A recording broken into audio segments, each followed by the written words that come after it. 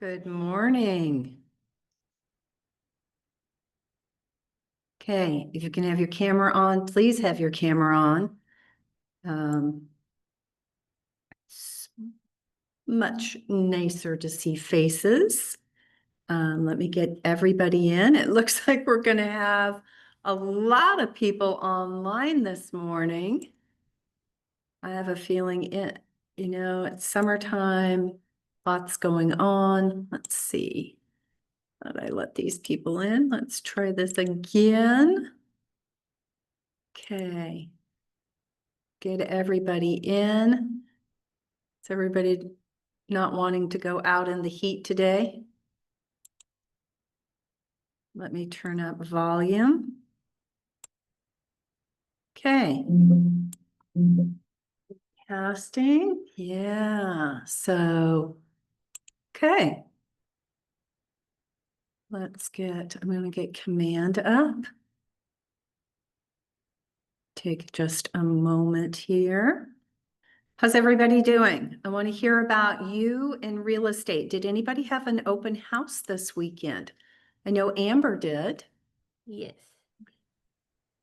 Tell us how that went. It sounded like you started to get a little bit more traffic. Yes. Right when I texted the group, I'm like, what is going on?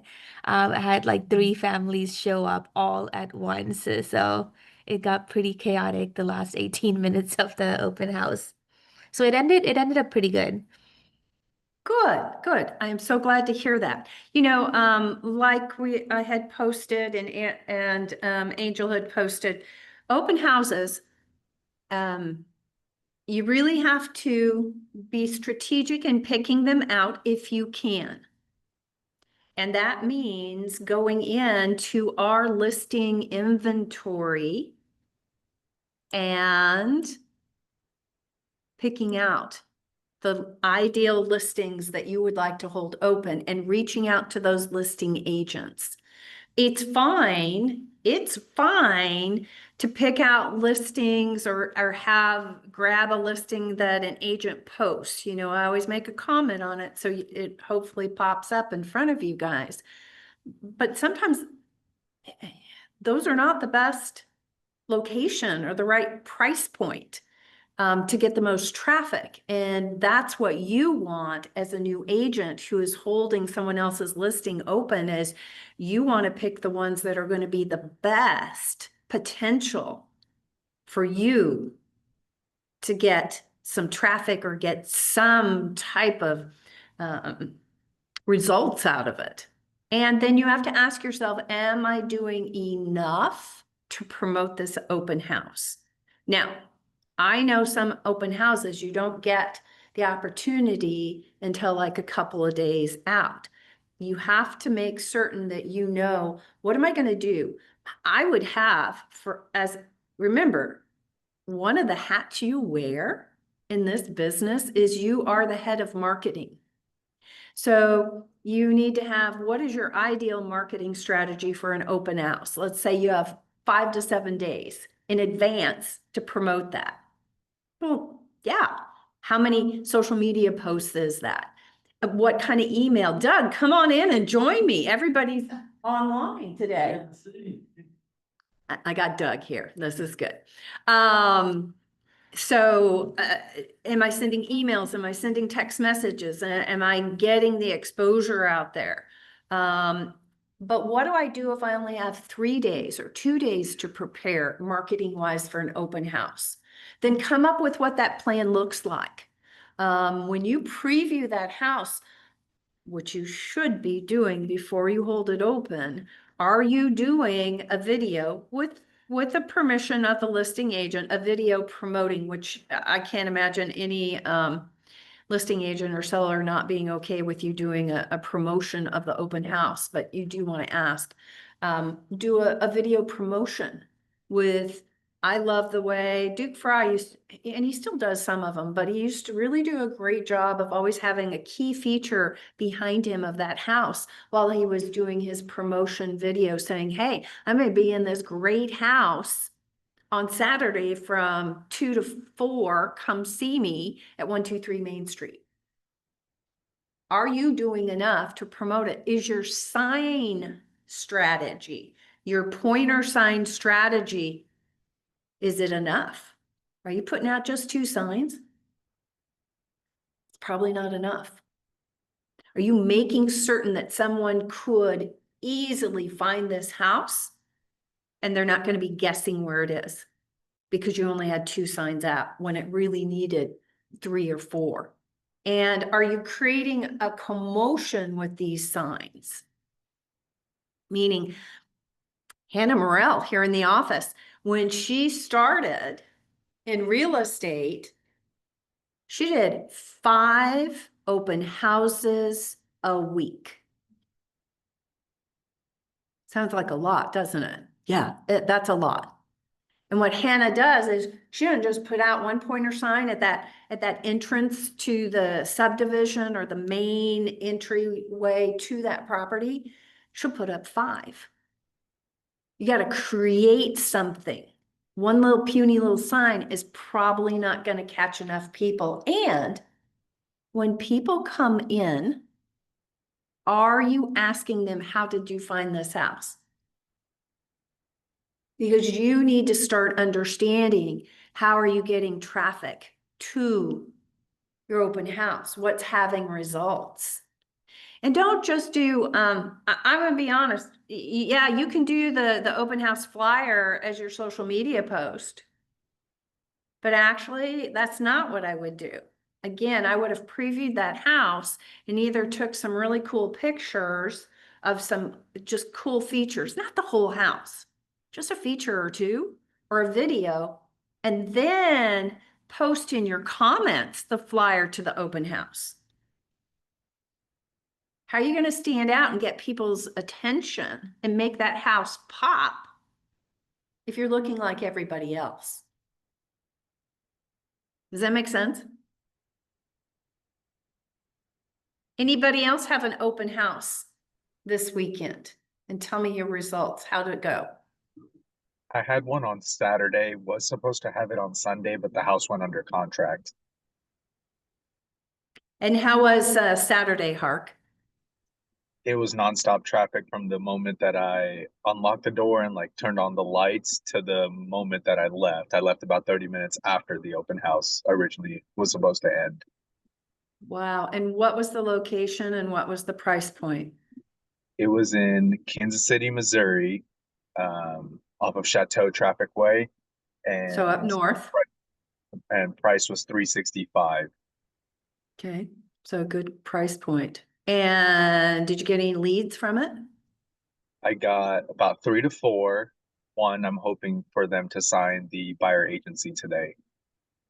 Awesome. That's really good. That's really good. Um, Congratulations. That's awesome. So open houses are a numbers game. You got to do enough of them because some are going to be a bust. Maybe this sounds tough of me, but I don't think you shouldn't ever have an open house where you don't have anybody come. Never. In my book, if you've picked the right house, if you've done the promotion you're supposed to do you invite the neighbors? I know some of you are gonna say, well, I just got the open house. Hi, Ashley, come on in. I just got the open house on Friday and I didn't have enough time. You can do it that morning. Knocking the doors of that, on at least a bare minimum on that street of the neighbors, inviting them to the open house. That's critical. Because remember, those neighbors are some of the best potential clients you could ever hope for, because most likely they're a twofer. They've got to sell a house and buy a house. They don't come better than that. They don't. So if you're saying, well, I didn't have time, you've got to find a way to invite people, the neighbors. And again, ideally, you want to be able to canvas the neighborhood. But if you can't, your bare minimum is that street. Is that street. One, I always want the neighbors looking out for me when I'm doing an open house. I want them to know what's going on. I want them to be my eyes and ears. And I also want them coming by. Anybody else have an open house? And if you didn't, how come? If Hark's getting all this traffic, and Amber did get traffic after they surprised her, they waited, they held back and then surprised her. Why aren't you doing open houses? I know this time of year can be tough. I know that. I know some of you have been out of town. I know some of you are college shopping, dorm shopping. I know that. But for those of you that aren't doing an open house, we know that is one of the best ways for you to get in front of potential clients. So, okay. I did host one this week. Yes, Whitney. Sorry. Yes, I saw that you did some videos. I love your videos. I did one on Friday, but Hark, is that the same one that you held open on Saturday as well? Is that one in Olathe? No, his was in North Kansas City, the one on Okay. Yeah, Saturday. mine was in North Casey. Gotcha. I know a couple people were talking online to a couple of people on Facebook, and that's where I got this one. But I found it on Thursday, and I did it Friday afternoon, and like I put out 12 signs. I posted about it as much as I could before. I did walk around and talk to some neighbors that were walking dogs. Was like, hey, come by. Good. But the rain was solid, and we did not have anybody. And that's why I was like hesitating to say anything. I was like, I didn't have anyone. But And well, you know, you can't control the rain. But here's what I will tell you, Whitney, because you did so much and you did that great video, you planted seeds out there with that social media. You did. So I would never take that as a loss. It's when the weather does things that we can't control, then, you know, wow. Now, remember how to make lemonade out of lemons. If an open house gets canceled by the listing agent because it goes under contract, which frankly, I wouldn't do as a listing agent. I wouldn't do. I would have talked to my sellers about, you know what? Let's go through the weekend and see if we can get any backup offers, because that's my job. Well, we hope that buyer number one, who we just went under contract with, makes it to the finish line. It's not a guarantee. It's not even a guarantee we're going to get through inspections. And my job is to make sure we have a backup plan. And the backup plan would be a backup offer. That should be what you're going for as a listing agent. Too many listing agents say, hey, we went under contract. Whoop, we're done. Oh, no, you're not. You didn't put insurance in place. And now you can't make a buyer do a backup offer, but you can highly encourage it.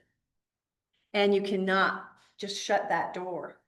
So no, it's okay. Weather, yeah, the rain we've had has been so crazy. It has impacted people going out and about. So I get why nobody was willing to go in the downpour, Whitney, to come see you. And Friday afternoons can be tough. Here would be my recommendation is I'd be careful in picking the house. I probably wouldn't do a really family-oriented neighborhood because of all the stuff that can go on a Friday afternoon and evening.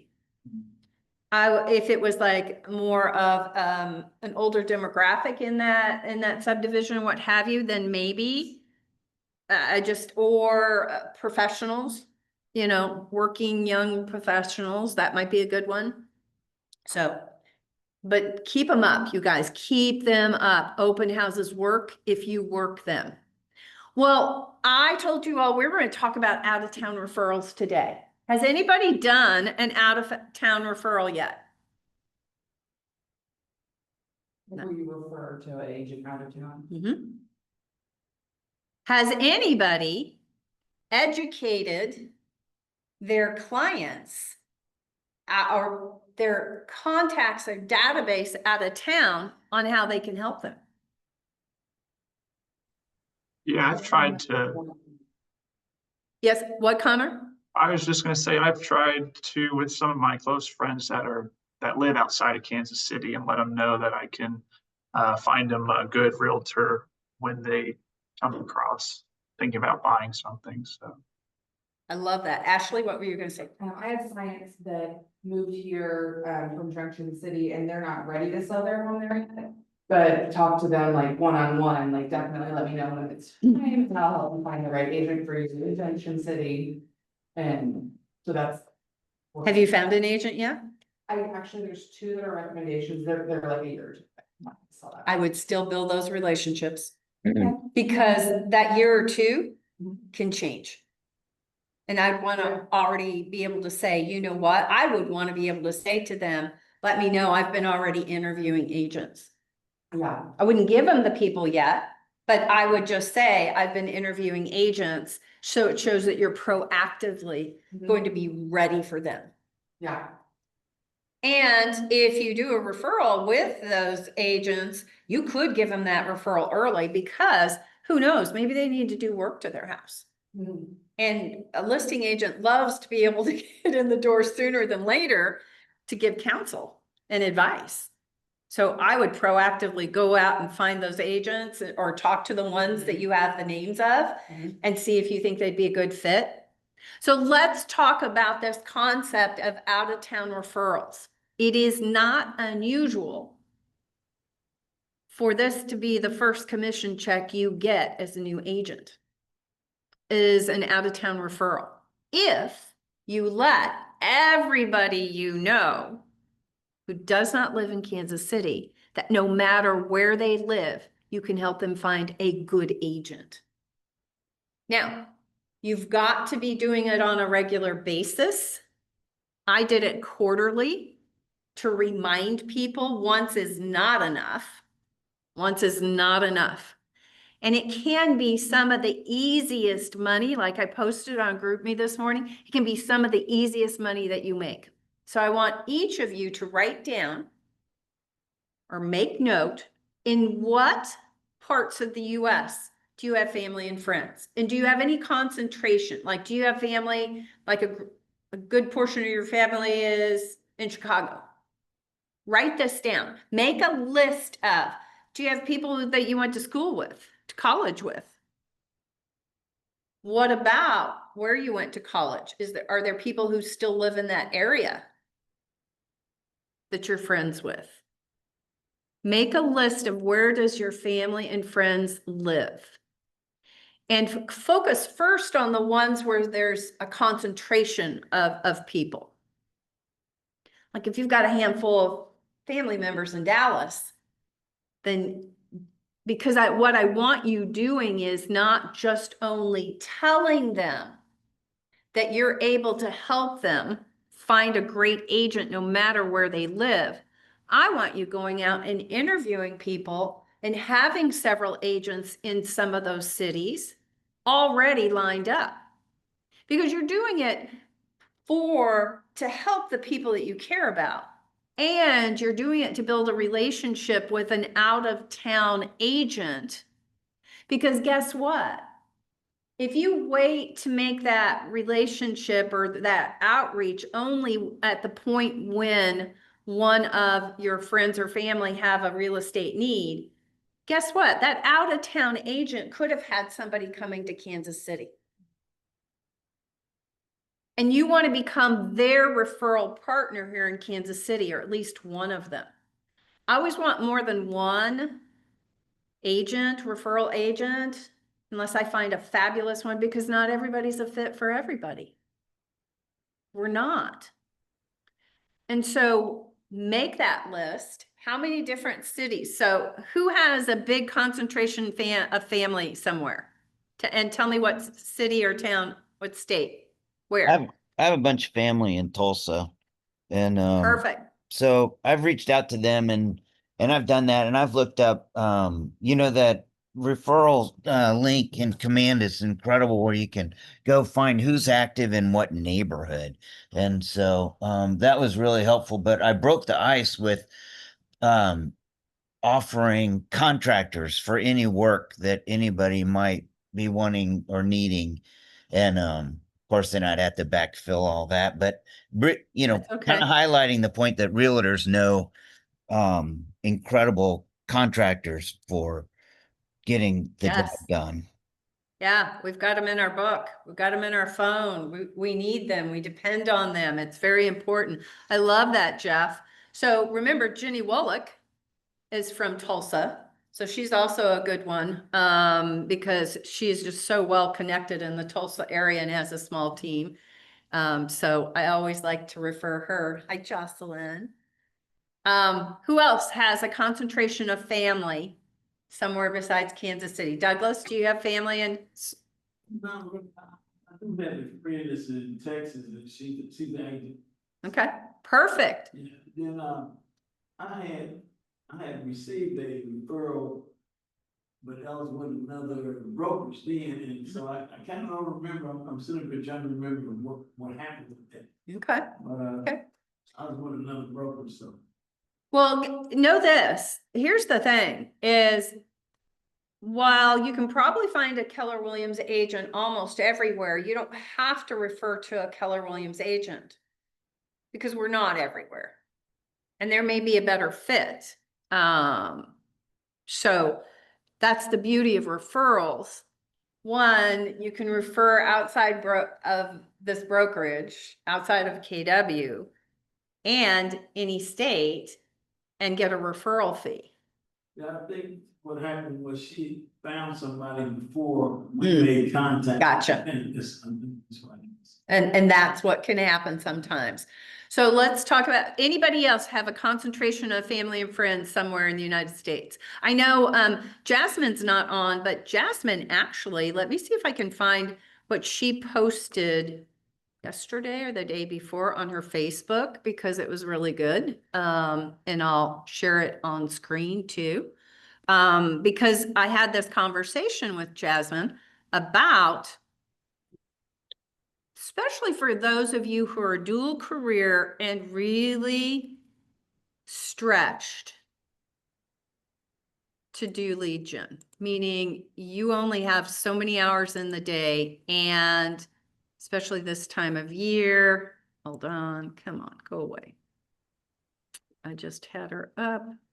No, I want Jasmine. Let's get her up. Let me show you this post. Yeah, here it is. I love this. So those of you on Zoom, let me share this. And I wish she was on here this morning, but that's okay. Let's talk about how you can do this and promote it and share it with people. So here's Jasmine. She has a lot of people in Florida. And so she made a post that says, thinking about Florida. Whoa, whoa, whoa, wait a minute. The share is a little delayed. Get some of this off the screen so we can see it. Thinking about Florida, whether you're living in Kansas or Missouri, or you're one of my amazing Florida friends, I can help you find a trusted realtor in Florida. As a licensed realtor in Kansas and Missouri, I'm also part of a nationwide network of top performing agents, including many in Florida. So whether you're looking to buy a vacation home, relocate, or invest, I can connect you with a local expert I trust. Let me help you make your Florida real estate dreams a reality, stress-free, and with someone you can count on. Just send me a message and I'll get you connected. Perfect. I would be sending that also as an email. I'd be posting it, and you need to keep posting it to educate people. The reason most of your family and friends will not reach out to you is because they just don't know that you can help them. So it's up to us to educate them on how we can help them. So finding an agent in another state or town. So Jeff mentioned on Command, we do have the referral network. The first thing I would do though, is I would first post something on our internal Facebook page asking if anyone has any recommendations in that state, in that town. Don't just say somebody in Texas. And if it's a really big city like New York or Chicago, don't say just Chicago. Say the South Side, say wherever it is, because a huge metropolitan area, that's not going to work very well. So let's go into command and look at referrals. And I'll have to reshare so that you guys follow me online. I see some chat. Let me see what people are posting in the chat.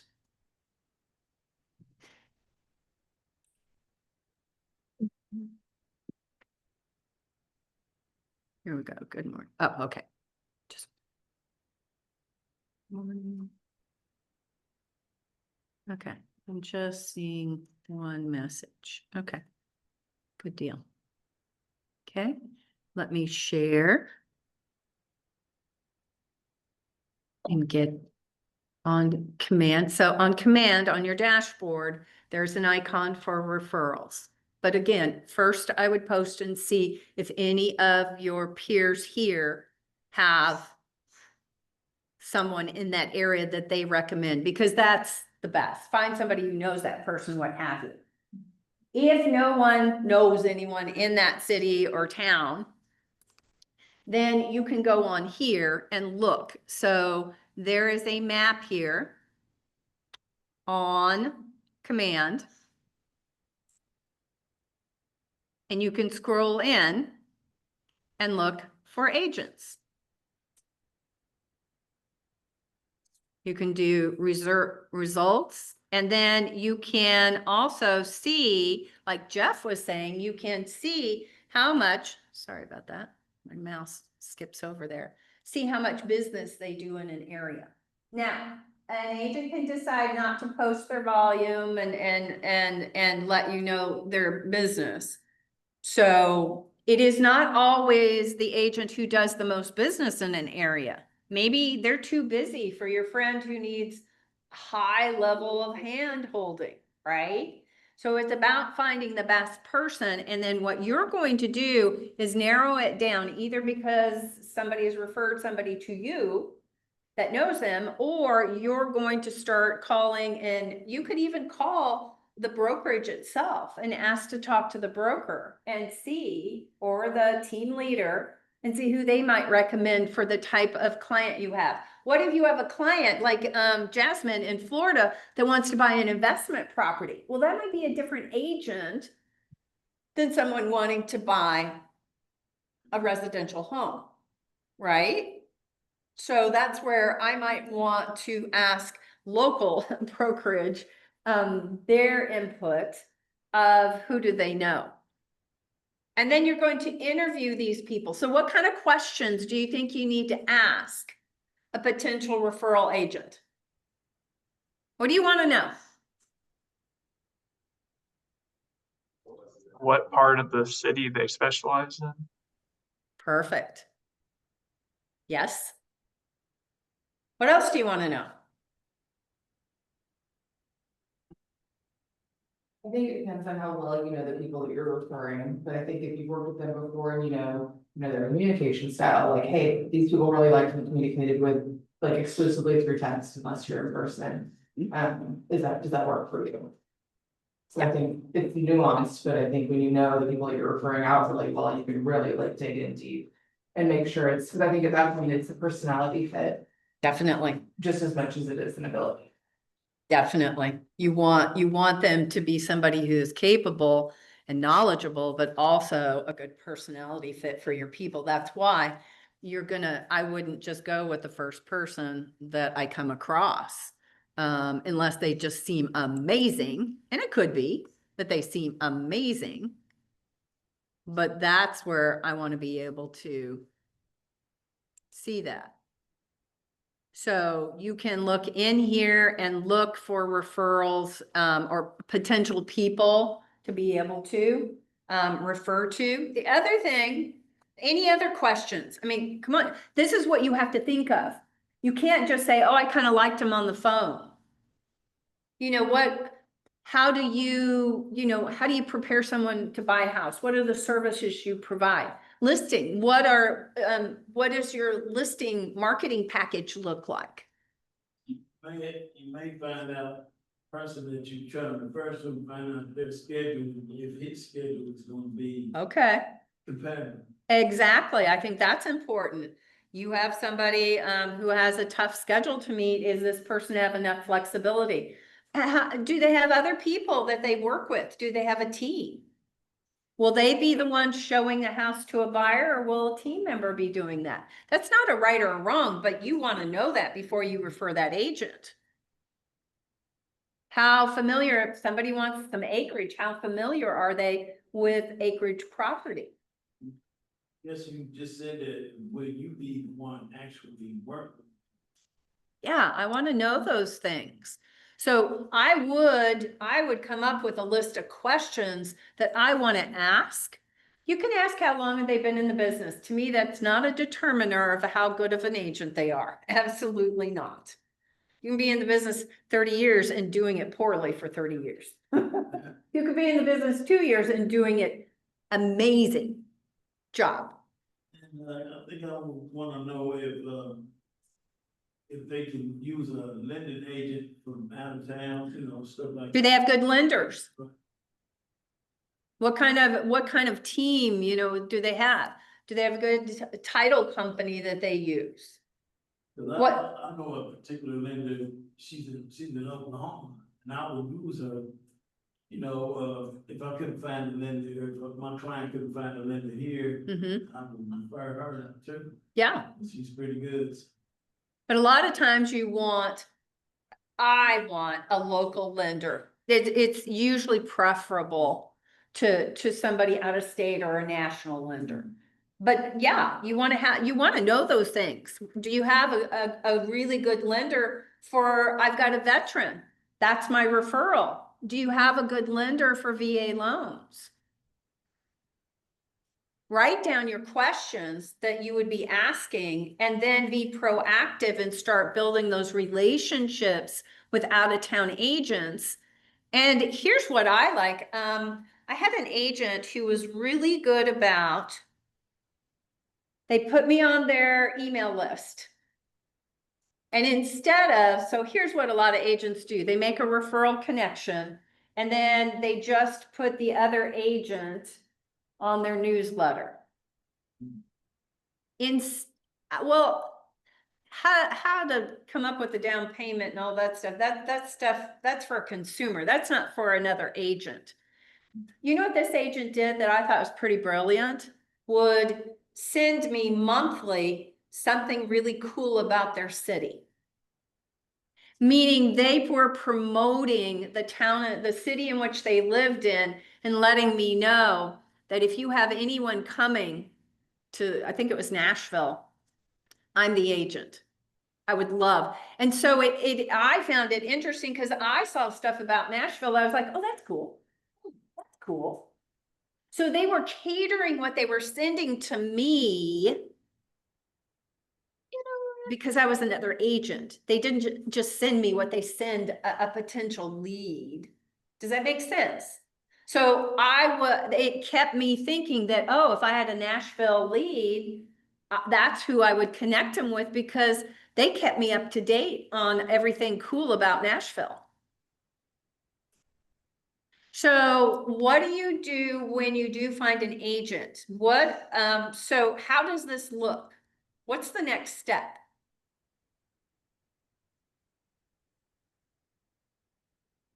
What kind of paperwork do you need to do? So there's a referral form that you'll send to the agent, they sign it, you sign it, and then if you're the agent referring, you'll have it in a dollar file. You'll share it with the office. Yeah. Share it with the office. And you're going to share it with Rebecca and Rochelle. Because here's the thing with referral checks.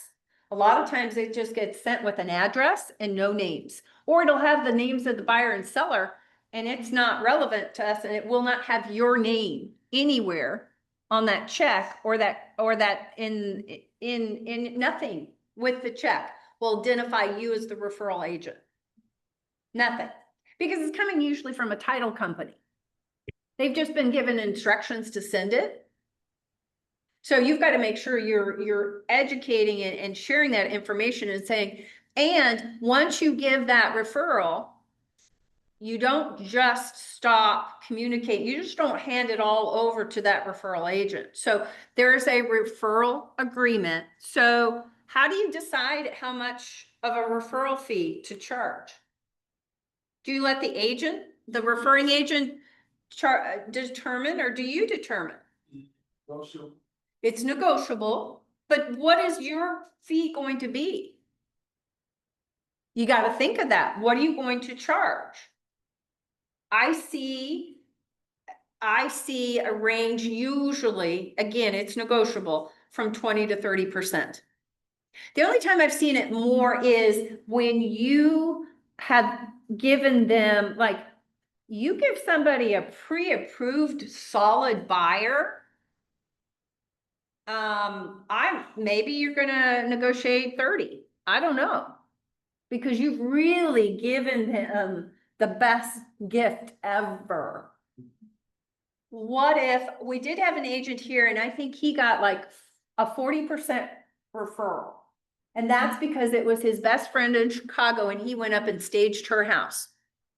Did a lot of work. He did a lot of work. And that listing looked amazing. And it sold quickly. And that was remember, you're giving that other agent usually a gift. Right? You're giving them somebody they didn't have to go find and look for themselves. And so you want to make sure you know what you're charging. And remember, they can push back and it is negotiable, like Douglas said. But you need to determine, what am I going to charge? Don't say, well, what do you think? Please don't do that. Your referral is worth something. Actually, it's worth a lot. You're putting money in somebody's pocket, most likely, that they were going to be getting. Now, so you get the paperwork in place before you hand over the referral person and all their contact information. Do not think that it's okay. They seem so nice. We'll get the paperwork later. As a broker, it only happened twice, but I had to fight for a referral fee for our agents because they didn't get a signed agreement. They thought that they were all in agreement and everybody was fine. And the other agent's like, no, really, I met him in an open house. No, you did not. You did not. Select yourself. So, exactly. And then, like I mentioned, you want to stay on top of this. You want to check in with your friend that you referred, that buyer or seller, and with the referral agent and say, how's it going? Now, you don't want to breathe heavy on their neck, but check in. Don't just hand them off and wait for the referral check. You need to see. And here's the other piece of advice that's really, really important. Whatever you do, make certain that you say to your friend or family member, because maybe you're going to give them two names for them to choose. Maybe it's somebody who wants to make that final decision themselves. But some of them will just go with the one person you give them. But here's what you have to do. Please, please, please give them permission to come back to you if that agent isn't a match. Because if you do not give them permission, here's what will happen. They'll feel bad. They won't tell you, oh, this agent's not so good. They'll go find somebody on their own. So I always say to whoever I'm referring in matchmaking, basically that's what you are. You're a real estate matchmaker. I say to them, while I think this person is going to be a great fit for you, we're really not going to know until you start working with them.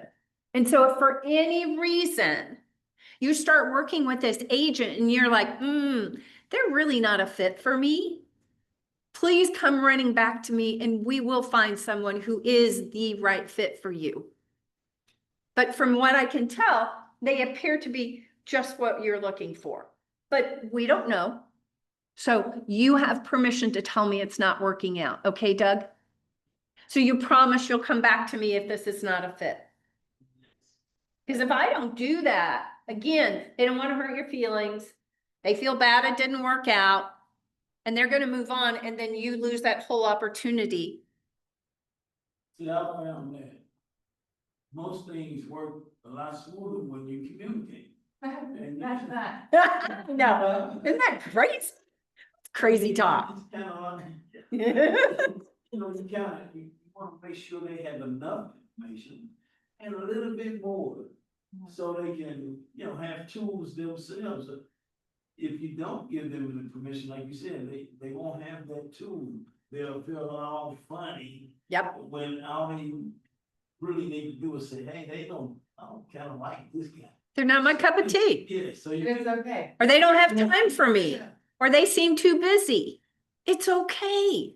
But we have to give that, and then you have to ask them, do you promise that you'll come back to me? They don't want to hurt your feelings, but what you don't want is them to get hurt. So. Exactly.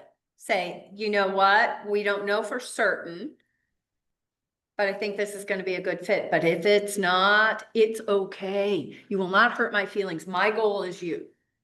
And you have the best agent for you.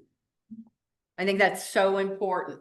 So, and also, like I said, stay with the agent and your friend. If you're not checking in, you don't know how things are going. Once it's under contract, then you want to know what's our closing date look like. You're gonna put that on the calendar, and about 3 weeks out, you're gonna just double check and say, hey, are we on schedule for the closing date? How's it all going? This is so exciting. Now, let me give you the flip of what I do when I receive a referral. Because if I receive a referral from another agent or someone in my database, here's what I do.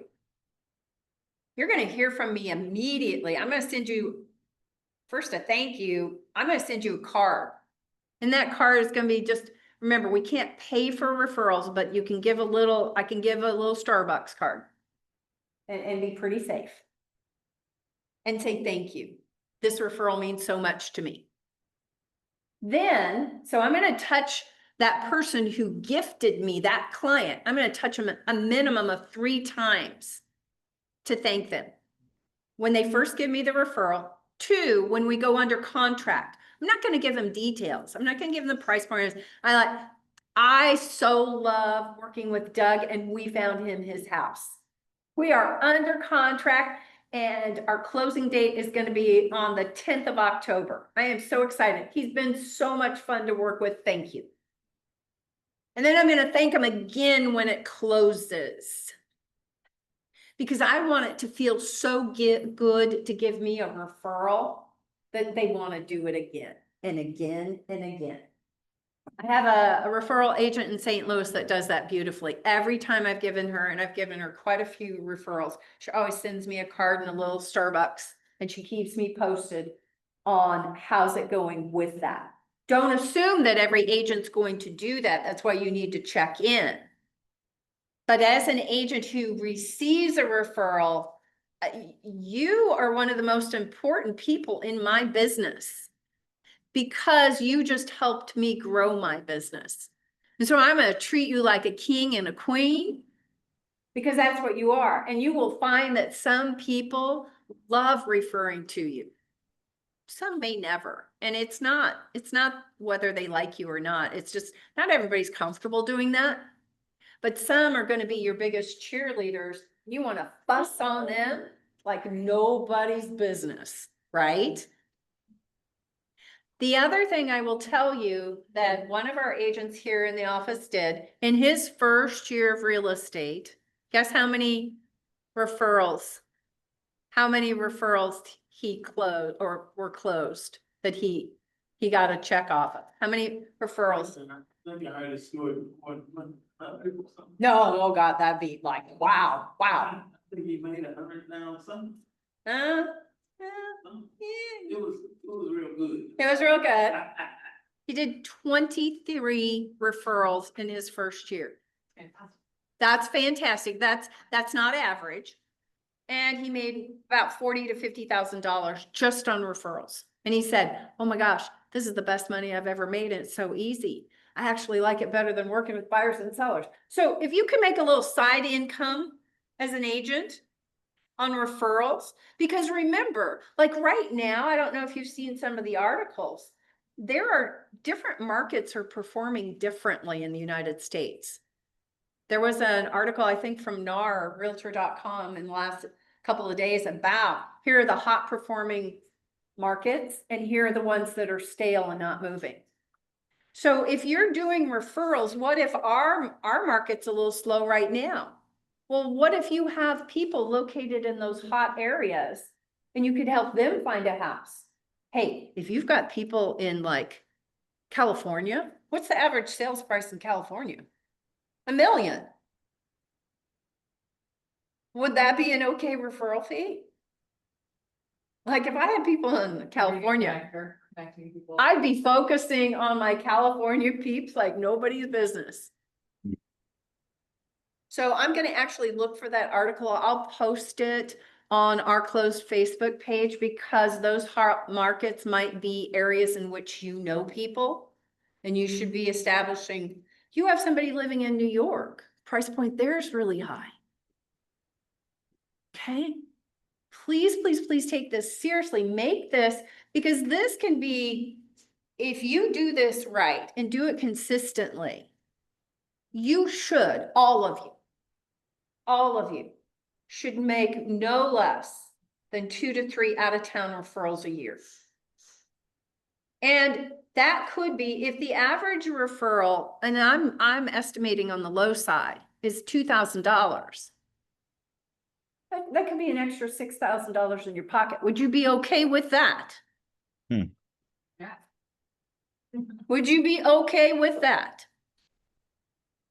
So make certain you're not ignoring those people who don't live here because you don't know how to help them.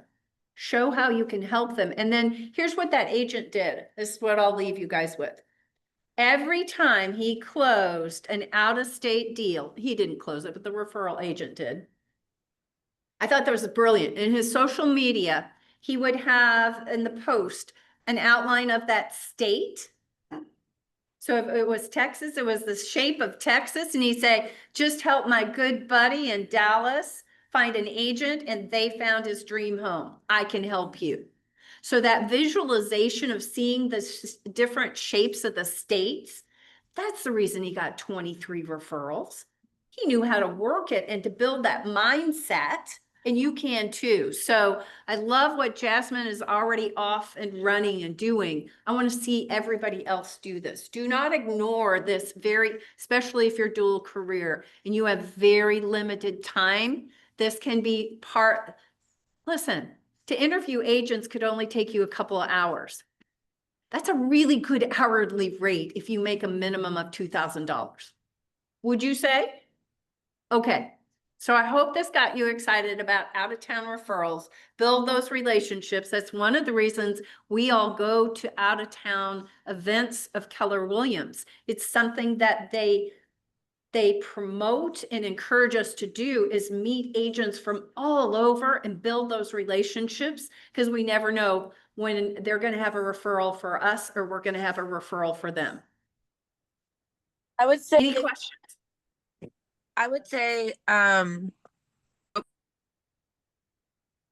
Yes, Whitney? You just got muted or something. I can just you hear lost me you. now? Yes. Okay, sorry, operational error on my part. So I would say you also might be really surprised if like you go through your contacts and you might be surprised how many people you know that are a realtor in a different state. Like if you like me, I've moved from like Alabama and stuff, and I was really quickly able to source like people that I knew and kind of talk to them early on. Now it hasn't been like lucrative for me so far, but it's like when I think if I'm able to like make that more relationable to, or let other people know, that'd be great. But I think that just like also just looking at your normal network, you might be surprised that you know somebody really well that's a realtor. I love that. Yes. And you're planting seeds. Yeah, not everybody's ready to buy or sell right now, but you need to educate them so that when they are, they know you're going to be the person to help them. And then keep reminding them. I would do it no less than quarterly. No less than quarterly would I be reminding those people through an email or text message, and then I'd be posting about it. Go to Jasmine's Facebook page if you want to go see what she posted again for an idea. And you do that too. I would love to see that. And I'd love to get you some easy money. Okay, all I right. piggyback on what Whitney just said. It is so true. I think Kristen, you and I had a conversation about that too when we were talking about Yes. referrals. And I have like joined a few Facebook groups. I don't know how, I guess how much they're going to help, but at least I'm kind of starting to put myself out there.